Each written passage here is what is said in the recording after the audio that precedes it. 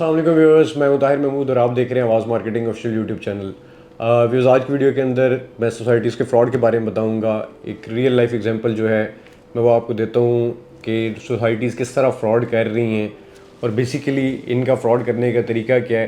क्योंकि आपको पता है पिंडी, इस्लामाबाद में, लाहौर में, कराची में, हर जगह के ऊपर जो है वो दिन ब दिन सोसाइटीज़ बढ़ती जा रही हैं और इनके फ्रॉड करने का तरीका क्या है वो भी आपके साथ शेयर करता हूँ और पूरी स्टोरी आपको सुनाता हूँ। एक मोहतरमा थी मैम, उन्होंने मुझे कॉल की कल। उन्होंने पूरी अपनी स्टोरी जो है वो she related the whole story वो मैं आपके साथ शेयर करता हूँ कि बेसिकली स्टोरी क्या है, उनके साथ कैसे फ्रॉड हुआ है और कैसे आप इससे बच सकते हैं।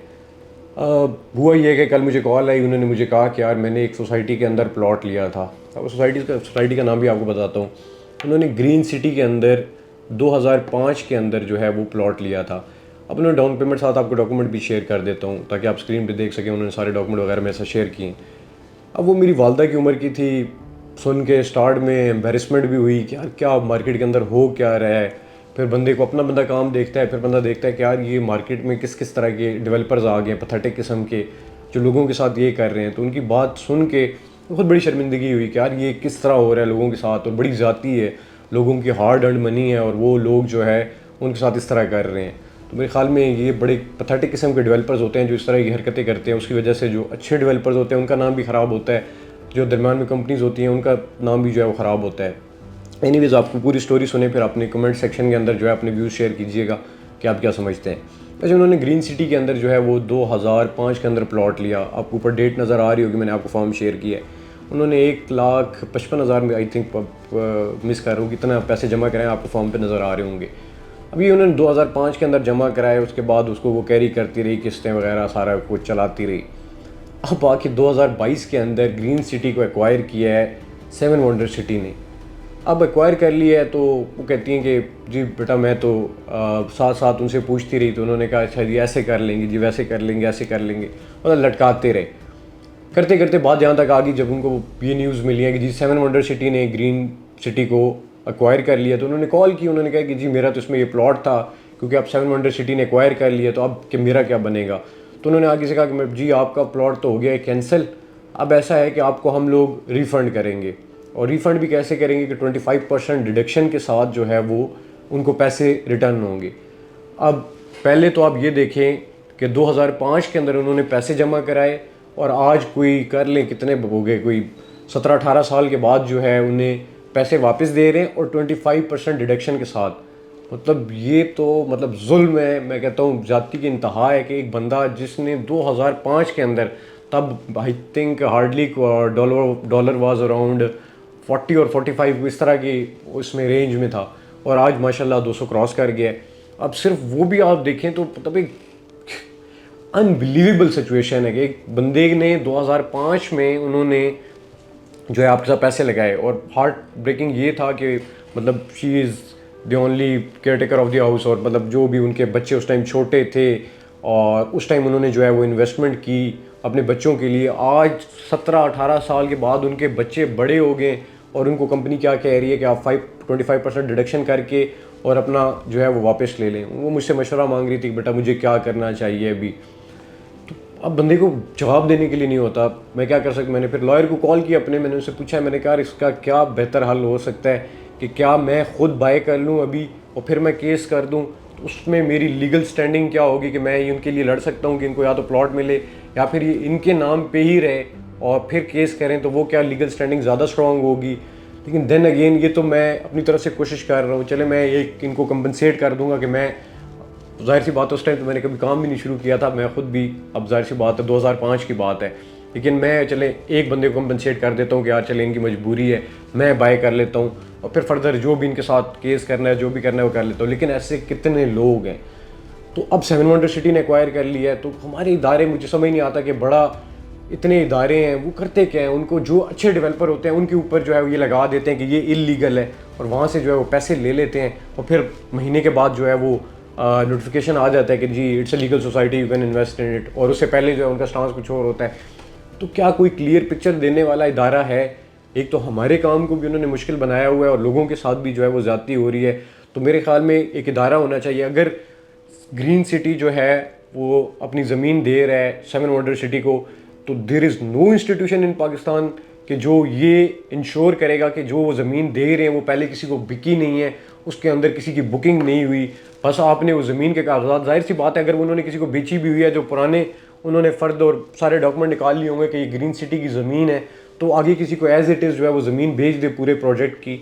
तो जिन लोगों ने पहले उसके अंदर इन्वेस्ट किया हुआ है तो वो कैसे, तो कोई इदारा नहीं है। मतलब दिस इज मतलब पैथेटिक सिचुएशन के जो इस तरह के डेवलपर्स होते हैं कि जो लोगों के साथ ये जो है वो करते हैं, रवैया जो है वो रखते हैं। तो मेरे ख्याल में 7 वंडर सिटी को भी वो भी रिस्पॉन्सिबल हैं कि अगर उन्होंने एक्वायर की है तो ऑब्वियसली कुछ टर्म्स एंड कंडीशन के ऊपर जो है ये एग्रीमेंट हुआ होगा, तो उनको जो ग्रीन सिटी के जो पहले जो अलॉटीज़ हैं या फिर पहले जो उनके मेंबर्स हैं तो उनको अकोमोडेट करना चाहिए। अगर नहीं करते तो ग्रीन सिटी को अकोमोडेट करना चाहिए और शर्म करनी चाहिए कि अगर उन्होंने ये किया है कि 2005 के अंदर उन्होंने पैसे लेके 2022 के अंदर आगे कहते हैं कि take your money back with 25% deduction.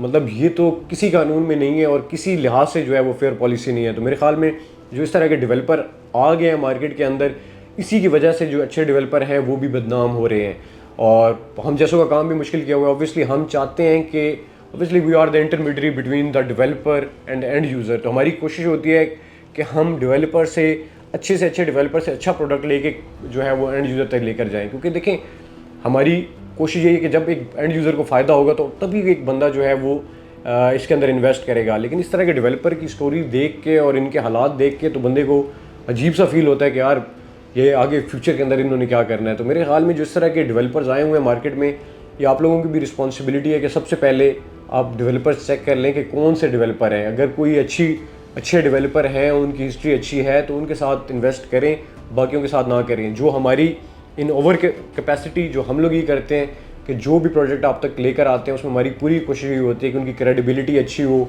और वो आपको प्लॉट दें। ऐसा ना करें कि इस तरह के जो है वो आपके साथ फ्रॉड हों। आप अपने ओन के ऊपर भी जो है वो लाजमी रिसर्च करें।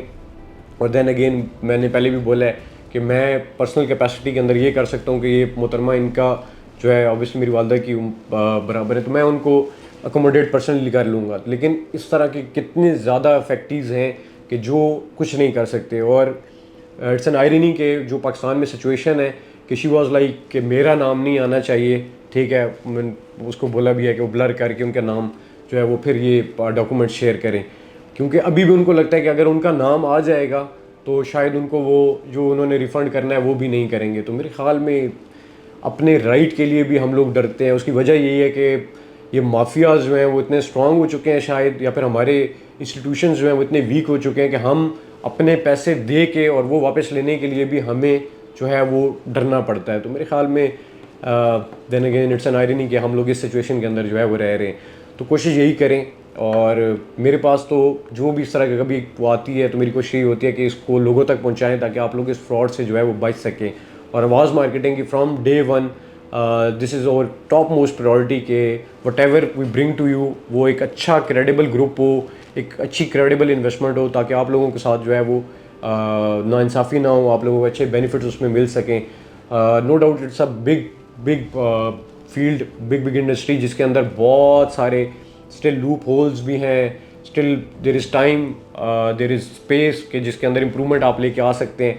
लेकिन then again it takes time और कोशिश हम ये करते हैं कि अच्छे डेवलपर्स जो हैं उनको सामने लाया जाए, उनके साथ काम किया जाए। और जो इस तरह के पैथेटिक डेवलपर्स होते हैं जिनको कोई ख्याल नहीं होता कि जो उनके मेंबर्स हैं, ऑब्वियसली जो मेंबर्स होते हैं they are most important to the developers and to और मार्केटिंग कंपनीज, क्योंकि जाहिर सी बात है अगर डेवलपर खाली बैठा रहेगा और उसके पास एंड यूज़र नहीं आएगा और लोगों तक ये बात नहीं जाएगी, वो इन्वेस्टमेंट नहीं करेंगे तो ऑब्वियसली वो एक फ्लॉप प्रोजेक्ट होगा। तो मेरे ख्याल में कोशिश यही किया करें कि कोई अच्छा प्रोजेक्ट सेलेक्ट करें। और अगर कोई ग्रीन सिटी के और भी फैक्टरीज़ हैं तो आप नीचे कमेंट कर लें।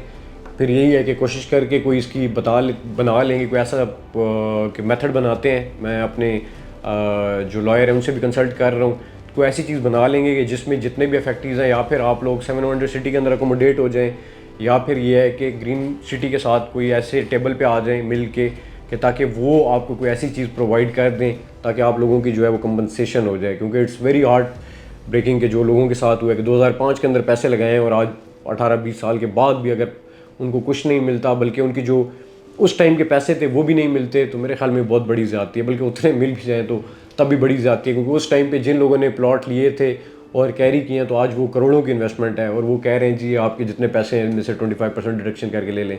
I think it's very pathetic of this green city और जो उनकी मैनेजमेंट है कि दे आर सेइंग दिस। तो दैन अगेन अपना बहुत ज़्यादा ख्याल रखें। इंशाल्लाह जो भी इस तरह की चीज़ आती है मैं आपके साथ शेयर करता हूँ, और आगे कोई ऐसे इफेक्टिव्स हैं तो मुझसे आप रब्ता कर लें। कोई और सोसाइटी है तो उस पर वीडियोज़ जो है वो लाजमी करेंगे, ताकि आप लोगों की आवाज़ जो है हम बाकी लोगों तक लेके जा सकें और बाकी इंस्टीट्यूशंस के लोगों तक पहुँचें और मैसेज के अंदर जाएं, ताकि लोग इस पे बात कर सकें। क्योंकि जब एक इफेक्टिव होता है वो शायद बात नहीं कर सकता, दो होता है नहीं कर सकते, लेकिन आहिस्ता आहिस्ता जब ये चीज़ बढ़ती है और ये जब इकट्ठे होकर जब आवाज़ बनती है तो फिर ऑब्वियसली अथॉरिटीज़ को भी एक्शन लेना पड़ता है। तो कोशिश करें कि देन अगेन चीज़ें देख के इन्वेस्टमेंट करें, और कोई चीज़ शेयर करना चाहते हैं तो हमारे नीचे दिए गए नंबर के ऊपर आप शेयर कर सकते हैं। बाकी हमें सोशल मीडिया हैंडल्स पे ज़रूर फॉलो कर लें, ताकि हम कोशिश करते हैं अच्छी से अच्छी इन्वेस्टमेंट जो है आप तक लेकर आएँ। अपना बहुत ज़्यादा ख्याल रखें और मुझे और मेरी टीम को दुआ में याद रखें।